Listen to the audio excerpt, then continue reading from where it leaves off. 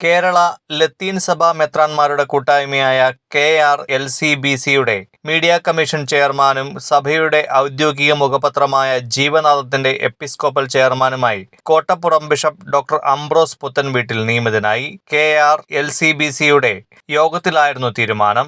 Varapuzha archbishop doctor Joseph Kalathiparambil 2017 മുതൽ വഹിച്ചുവന്ന chairman സ്ഥാനം ഒഴിഞ്ഞതിനെ തുടർന്നാണ് പുതിയ നിയമനം. പുനലൂർ ബിഷപ്പ് ഡോക്ടർ സെൽവിസ്റ്റർ പൊന്നുമുത്തനും കണ്ണൂർ ബിഷപ്പ് ഡോക്ടർ അലക്സ് വടക്കുംതലയും മീഡിയ കമ്മീഷൻ അംഗങ്ങളാണ്. KRLCBC chairman bishop doctor Varghese Chakkalakkal യോഗത്തിൽ അധ്യക്ഷനായിരുന്നു.